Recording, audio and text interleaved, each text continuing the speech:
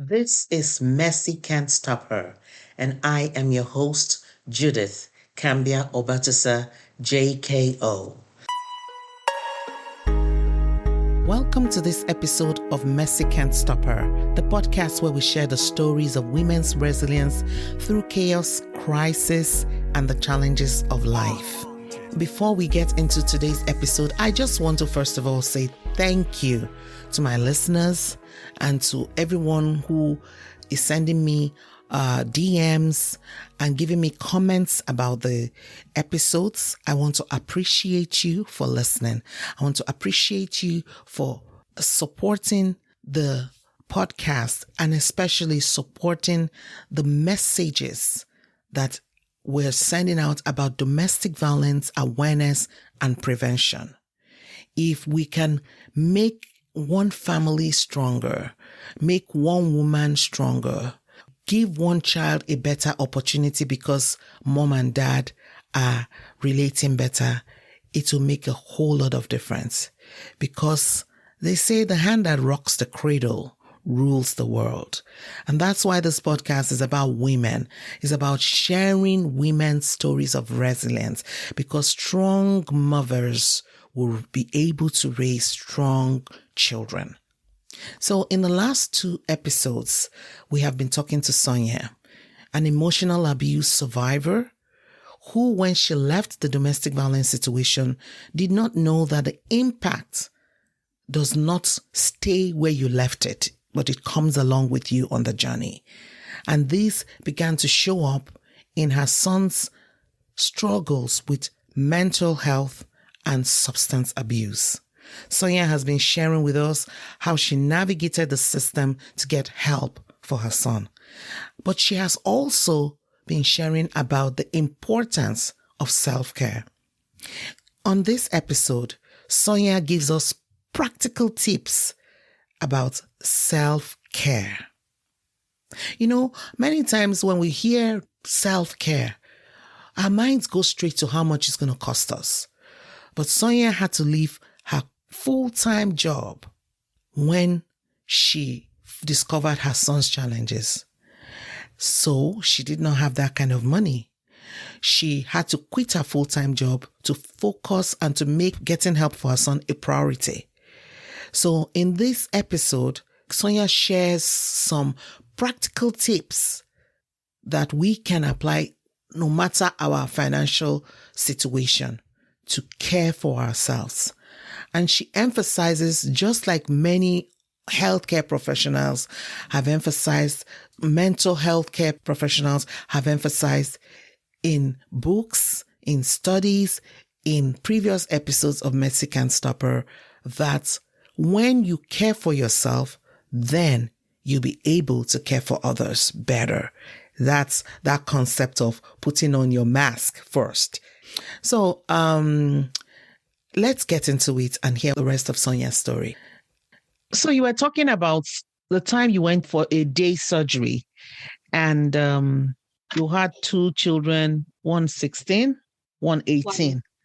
And you had given the school all the information for the emergency contact, your friend and their father, while you were in the hospital for the day.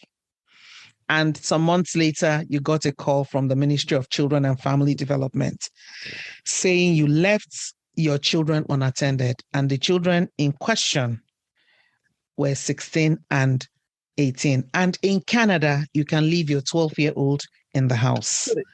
So that speaks to the challenge of the system in which we live in, where you could get into real big trouble. You talked about the fact that in your case, the ministry apologized. Yes. For the mix-up. But I want to assure you, from the experience that we have as Black people in Canada, if you were Black, they will not easily say they are sorry. They will investigate you regardless of what you say, because the school has reported you. And research in Canada shows that over 50% of child welfare interactions with Black the Black population, and not just Black population, with families, is from the school reports. So the school reports you, and you could now go for the next, in my case, for 7.5 years of my life, totally disrupting the academic journey of my children, my settlement journey. Until today, our family still bears the scars. I commend you for being so organized, because I, as a person, I might not have been that organized to give them all this information. But the information you gave was used against you. And that's when we talk about the broken system. It's more than the fact of them not being connected. It's also the fact that information you give can be used against you. Absolutely. I will explain. I cannot speak really on the approach of authorities because I myself didn't experience, but I will say about one incident that my child was involved, and African Canadian. So both of them were involved in an incident where police was involved. It was not criminal, but it fell under the mischief. Two friends doing the mischief. My son had zero consequence, even not a police visit in my house, while his best friend got a charge. As far as I know, they were both equally involved in the incident. But the best friend of my son got charged for the theft under 5,000. Had to appear in court and was on probation. And in my case, I did not even have a visit. I did not have a visit with the police. Again, I don't know the details. I don't know what camera showed, what they were doing in details, because I did not deal with authorities because my child had no consequences. So I don't really know. I just spoke with the mother, and I knew the process of the mother who had to go through court visits with the child. So that's the only incident that I can explain. But again, I don't know details. I only know from the mother what steps were taken against her son, and no consequence, none whatsoever, from school or from the police for my son. And also in the school, my son got support and counseling while the other child did not. Wow. This is what we're getting. Those were two incidents where the mother told me they were both in the same grade, they were both in the same class, they were all best friends. And I was very close with the mother because we were watching them together very closely, and we would drive each other kids. And I'm still, it's amazing mother. I would say, oh yeah, I've had a meeting at school, this and this is happening, this and this is support has been offered to my son. And the mother would say, how come I never get the call from the school? How come I don't have all of this that you are getting, right? So, I don't know. I am not a witness with her. And I never witnessed anything for her son being treated differently, right? Because the meetings were individual. At school. But I would call her and say, oh yeah, I just finished meeting at school, all going good, and the steps the school is taking in order to help my child. And she says, how come school never called me? How come I have to initiate? That is the truth. The experience that I had. I had with the mother who really, really struggled. I struggled on my own, but I had less incidents reported with my son, even though because they were both caught on camera, and they were the business contacted school that the children from that particular school were involved in a mischief at that particular business. I had no phone call from the school. I had nothing. While school and police working together, and the child ended up being on probation and having a criminal record. Wow. So it's just the way it is for the Black child. Yeah. So I know that you are not Black. So that woman's experience, that one experience you had, is being replicated thousands of times across Canada for Black children. That's why we Black parents keep trying to tell our children, especially the boys, to work extra, telling them to be different. Don't play with like your friends. Don't do that. And the children are children. So the police treat them differently.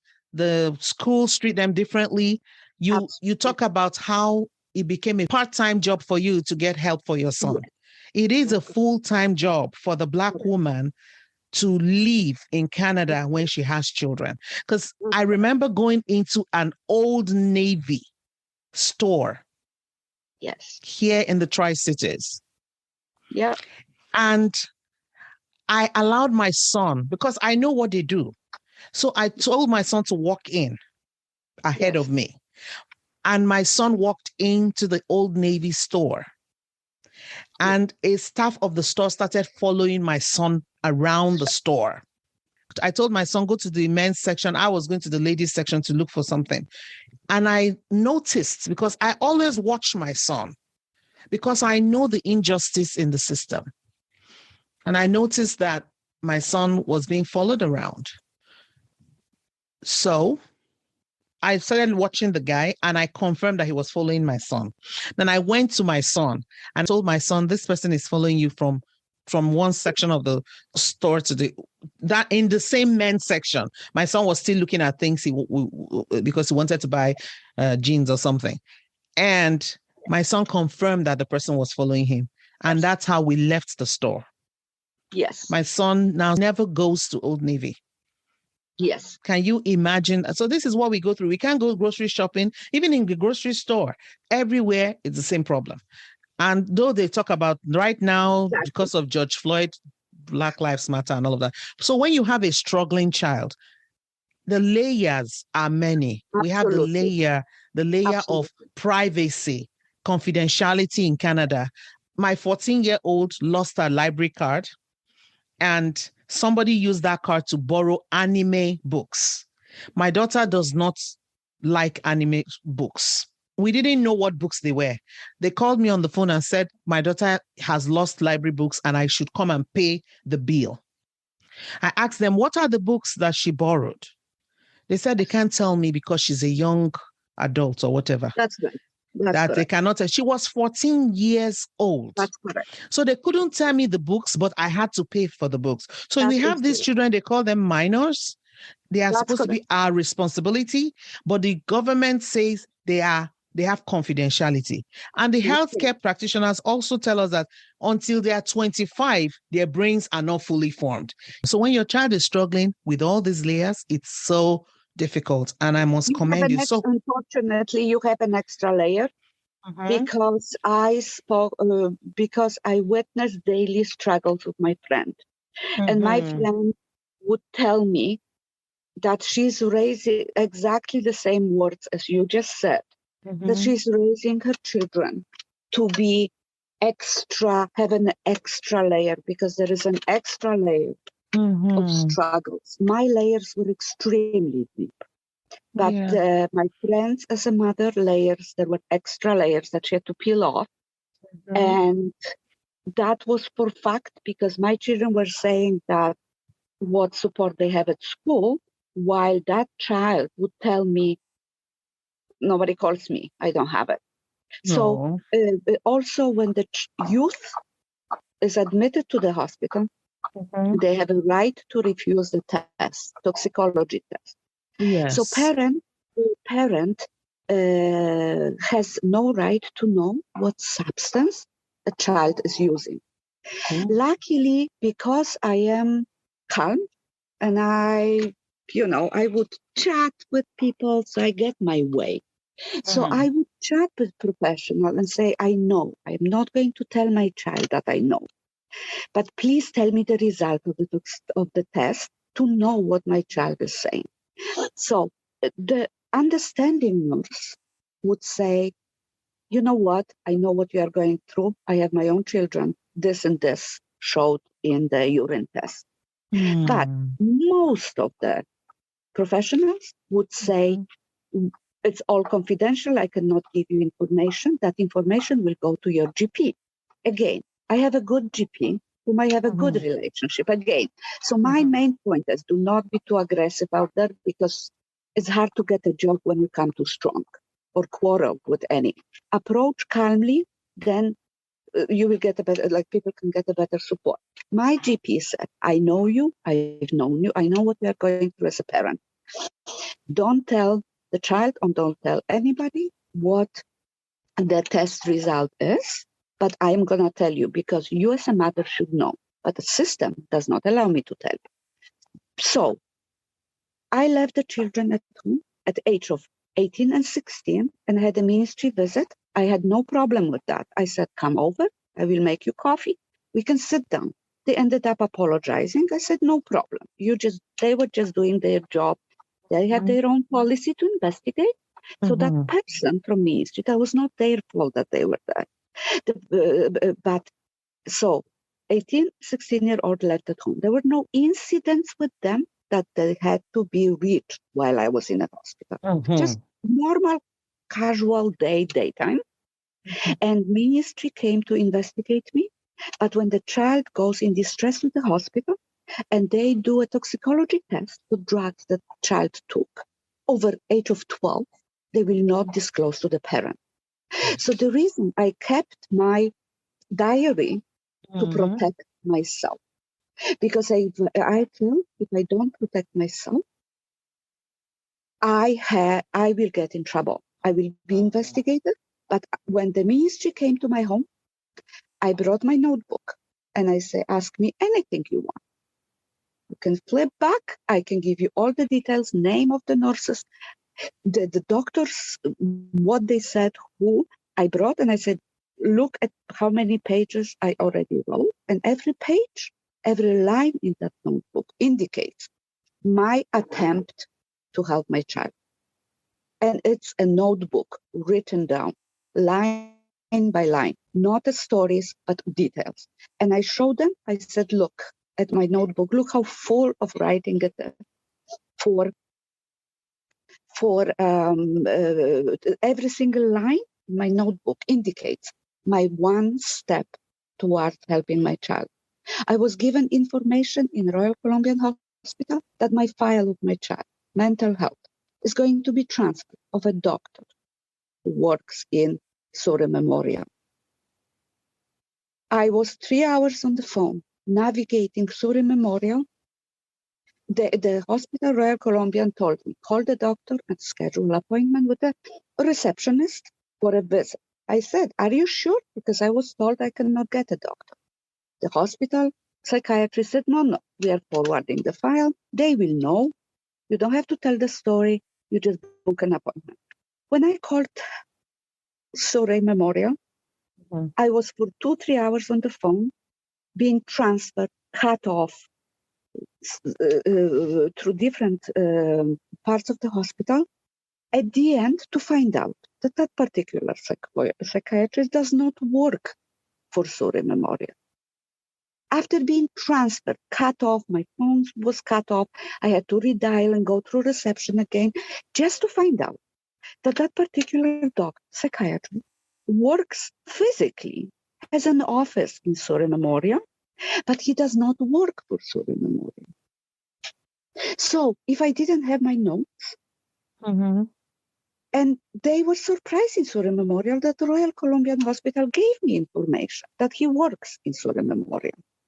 So if I didn't have my notes, I didn't have to flip through the pages and prove them. That doctor by the name of John Smith at 9 p.m. at Royal Columbian told me to call Soria Memorial. So your own records are very crucial. Your organization, people's organization and calmness and not quarreling is crucial in dealing with domestic violence, dealing with broken medical system, dealing with broken substance abuse system. And it took me years to be where I am now, of self-care and navigating, because imagine the pathway in a forest with rocks. You can walk, but then you have a big rock that you have to either go around or climb over it, or you don't see it and you trip and keep going calmly. If you trip over that rock and you fell down and you start running and crying because you hurt your knee, you're not going to get anywhere. You fall, put yourself together, you put a band-aid on your knee, and you hold your head up and you keep walking, because it's huge and painful process. Oh my, Sonia, this is so good, because taking back my own experience, if I had someone like you talk to me like this, I wouldn't have lost my cool so many times. I lost my cool so many times. I lost my cool so many times. And they call us the mad black woman. I was the angry black woman, or whatever they call me. I was. But one thing is, when I lost my cool, I always came back and I'm like, I'm so sorry, but this is so much stress on me. This is so much stress on me. And 1, 2, I got a few people who stood by me, who showed me. They show you how to navigate the system. They tell you, why don't you do this? Why don't you do that? And this issue of writing, I think it's wonderful. It's great. It's not just in situations like this, but it's particularly helpful as a parent with a child. Even in navigating the school system. That's correct. You need to be able to keep records to say, Principal XYZ told me this on this date at this time. And because you have people, some of them are devious, but many people have other things that are going on in their own lives. They could forget what they said. They could make a mistake, because they're humans. We really need to do that. And so having grace, taking this, what Sonia said, being calm. So one thing that helps us with calmness, apart from what we do in self-care, is giving grace to the other person. Despite the fact that we are the parents and we're hurting, our children are going through this struggle. We just have to consider that the other person serving us, despite in some cases their nastiness, they could have had a very bad day. They could also have a problem with their own child. I've had a worker who had a child with an issue. In fact, and was asking me the thing I did for my child. Can I tell her how I did it so she can do it? And she was my worker. So she was working with me on something. So the thing is, working with me to help my child. So we are all in, as Sonia said, we working together. I'm not here to scream and yell down at the person helping me. And that person is not the all-knowing human with all solutions. Everybody's trying to navigate the system too. Navigate is the word.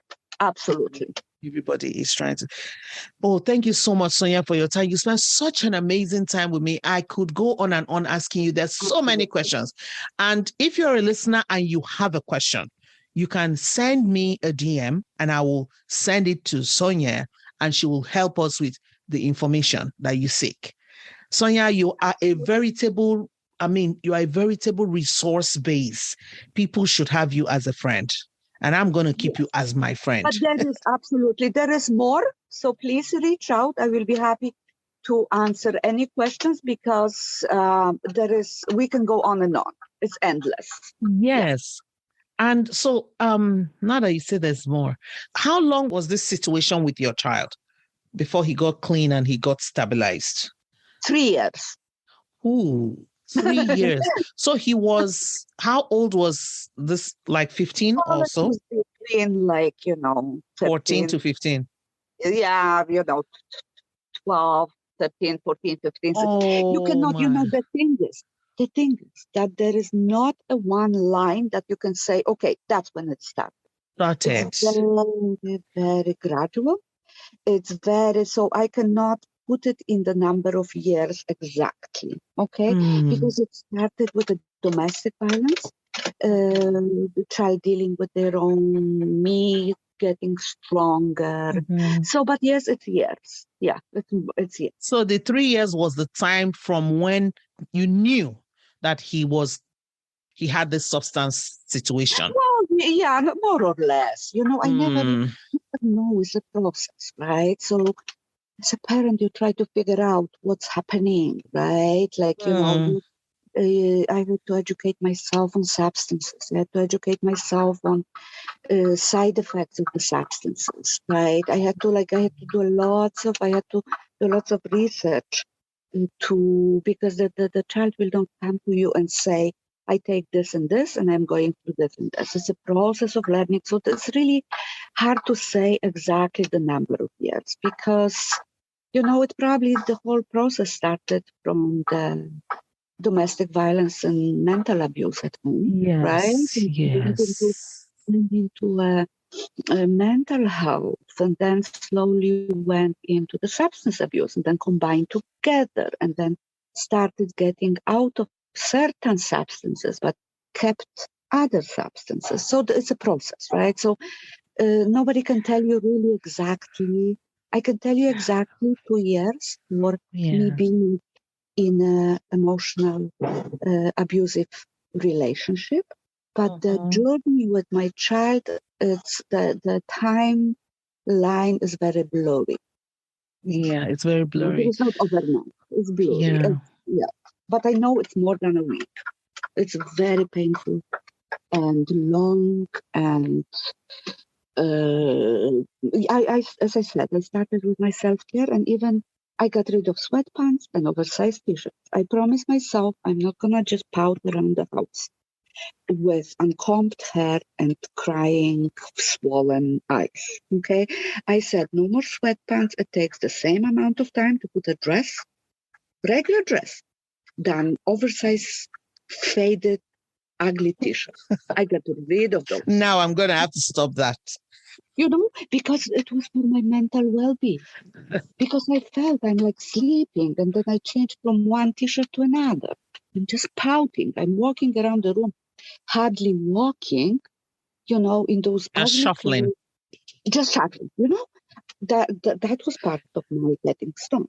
I said, no more faded, oversized t-shirts and oversized faded black sweatpants or gray, neutral. I went to the second All women, listen. I went to thrift store because I couldn't afford them. Okay, but it doesn't take much. It's 2 dresses, 2 shirts that fit me, that have a nice color. It's cotton. It doesn't have to be bleached, gray, ugly, oversized t-shirt. That Beautiful colors. left my house. Lipstick, once in a while, just lip gloss leaving the house. I have one in a car. I have one in a car at all the time. When I feel really down and I have to go to some sort of meeting, and I forget to do it at home, I have lipstick in a car. I put lipstick, I do my hair, and I have even if I have the dress that I walk around the house, right? It's cold. I'll just put a nice sweater on top. Nobody knows what's underneath. But I present myself outside, not at this broken, sad, unable to care for yourself, a person. I would get haircut, put a lipstick on. I know I cannot go to a spa, so I don't even worry about the spa or expensive hairdresser, but I don't care. I can do those things. Thrift store, get few pieces that fit you. Get few pieces that have nice color that is nice for your skin. Get rid of all those clothes that you just shuffle around, and slippers that are too big, and sweatpants that are just hanging, and that all puts you down. You look in the mirror and you see yourself that you would use a haircut, and your eyes are puffed up. And this ugly, I tell you, I don't have sweatpants. I have one good pair if I'm just going out to do yoga. Other than that, anything that I wear to sleep is also cheap, but something that fits and it has a nice color, because all those, too big slippers, and I was just shuffling my feet, walking around feeling miserable for myself. Then in the past, I said no more. You can buy for $2 a proper top to sleep in. Doesn't have to be old t-shirt. Right? Right. I love that. Yeah. That's why I put on the the red lipstick. Actually, it's Yeah, not as red as I want it to be now. So I'm going to go put more. yes, we have it in a car. I have it in a car. Yeah. If I forget in my purse, I have one in my purse. I have one in my car. Quickly, if I don't sleep well at night and I feel like I didn't put my lipstick now, but I'm just. Yeah. But your hair is so beautiful. It's mine. I don't color. It's so beautiful. I love the fact that you Yeah. don't color. Look at me. I have some No. gray hair, but I love my hair. I love the way No, my hair no, is looking beautiful to me.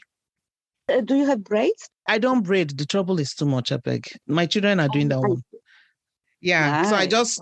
just cut it into a nice style and leave my grays because this grays, I earned them. I earned my grays. I don't color mine because my natural is light. So gray doesn't make a much of a difference in No, me, it right? doesn't. What I do is I do a baking soda and peroxide mix in a paste, but because I have a light hair, right? That's like a conditioner for me once in a while and just tones my It hair. looks healthy. Your hair looks healthy. I don't have, you see, so I did all self-care for myself without spending money because I cannot go and do highlights. My highlights for my hair will be like $200, right? I don't have time. Yeah. I don't have money to do it. I don't have money to shop for clothes. I don't have money to go for massage, right? Thrift store, get rid of all the anything that it's too washed out. Anything on the back of the closet, get rid of it. You don't need to look at it. Something that doesn't fit and doesn't fit you anymore, get rid of it. Also, what's important is to clear the space you live in. Okay? Don't hold into all pots and pans that you don't use. Get rid of it. Go through your closet, to the back of your closet, pull out the things that you don't wear. Let your space where you live breathe. I sleep in a living room. I have closet I share with my son in the bedroom. I have no space. To make myself better, I can get something new once in a while. Yeah. Thank you so much, Sonia. This is so good. So self-care is number one. Number one, Take care of yourself. Self-care for the mother or a wife experiencing mental, physical, domestic violence or abuse. Self-care is number one. Because when you put that red lipstick on and you go on the street, you feel powerful. Yes. But when you leave your house battered, crying in your pajamas and old clothes, and you have to go shopping where you meet your friends who are flourishing with a smile, that makes you feel even worse.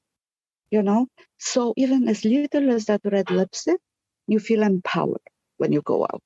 Not for other people, how they see you, but for yourself. That's only for yourself. Not to show your friends that you bought a new clothes. It is only for yourself that you feel powerful and you look after yourself and you wear clothes that fit you and are not bleached. Okay. So we're just at the end of our time together, but this has been amazing, Sonia. Thank you so much for all that you shared. And I really, really appreciate you. And I believe the listeners are going to learn so much, just like I'm learning from you. So I just want you to tell us just one thing to that woman who is in the situation and she's getting overwhelmed. Just your last words before you say goodbye. Talk to that woman and just encourage her. Absolutely. For every woman that is in that place, you are very strong. You have to look after yourself, take care of yourself. While you take care of yourself, you will have amazing strength to care for your children, for your friends. Care for yourself as little as it takes. A little red lipstick goes a long way. $2 clothes go long way.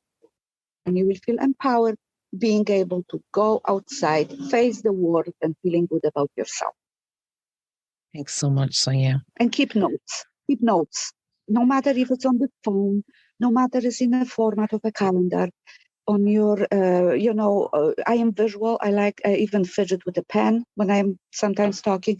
For me, was a physical notebook. But anything that works for you, keep short diary with the time, date, and the person you deal with. That will help you even in 2 years from now on. Thank you so much, Sonia. It's been a pleasure having you on Messy Can't Stop Her. Thank you so much. If you're a listener out there, these words are for you. You are amazing. You can do it. You have the strength to do it. And if you have a question for Sonia, she's got amazing experience, lots of experience in navigating a system where your child needs support. Send me a DM with a question and I'll reach her and she'll be able to give us some additional feedback. So for now, I want you to keep going, support everyone who is around you, who is going through. And when we do it together, Messy can't stop us. So thank you so much for listening and see you next time.